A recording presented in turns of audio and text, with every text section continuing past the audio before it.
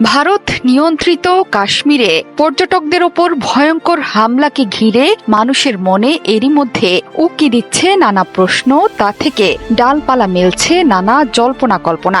যেখানে কাশ্মীরের প্রতিটি স্থান নিরাপত্তা বলয়ে ঢাকা থাকে, সেখানে কিভাবে পর্যটক আকর্ষণের শীর্ষস্থানে থাকা বৈশারণ উপত্যকায় এত বড় হামলা হয়ে গেল। ভারতের সরকারি পরিসংখ্যান মতে ২০২৪ সালে প্রায় ৩৫ লাখ পর্যটক কাশ্মীর ভ্রমণ করেছেন। পর্যটন নির্ভর এই রাজ্যের জনপ্রিয় পর্যটন উপত্যকায় মঙ্গলবার বন্দুকধারীদের হামলাকে ঘিরে নানা বিশ্লেষণও সামনে আসছে। পুলিশ বলছে, পেহেলগাম শহর থেকে প্রায় ৫৫ মাইল দক্ষিণের বৈশারণ উপত্যকায় বন্দুকধারীরা হামলা চালায়। এই উপত্যকা পাহাড় ঘেরা নয়নাভিরাম এক সবুজ প্রান্তরে। গ্রীষ্মকালে দক্ষিণ ভারতে গরমের তীব্রতা থেকে মুক্তি পেতে সেখানে অবস্থান করেন হাজার হাজার পর্যটক। ভারতের কাশ্মীরেই মোতায়েন আছে ৫ লাখ সেনাবাহিনীর সদস্য।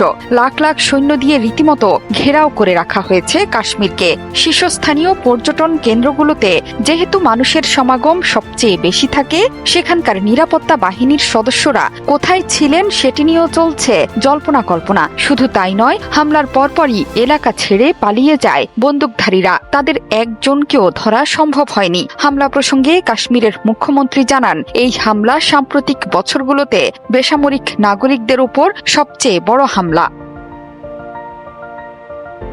কাশ্মীর নিয়ে লোকসভায় মোদী সরকারের কঠোর সমালোচনা করেছেন রাহুল গান্ধী। এই হামলাকে নিন্দনীয় এবং হৃদয় বিদারক উল্লেখ করে বলেছেন, জম্মু ও কাশ্মীরে শান্তি প্রতিষ্ঠার যে অর্থহীন দাবি করা হচ্ছে তা থেকে সরকারকে বের হয়ে আসতে, এমনকি জম্মু কাশ্মীরের পরিস্থিতি স্বাভাবিক আছে এমন অর্থহীন দাবি না করতে সরকারের প্রতি আহ্বান জানিয়েছেন। কাশ্মীর অঞ্চলটি বিশ্বের সবচেয়ে সামরিকীকৃত এলাকাগুলোর একটি। অঞ্চলটি পুরোপুরি নিজেদের দাবি করে আসছে ভারত ও পাকিস্তান।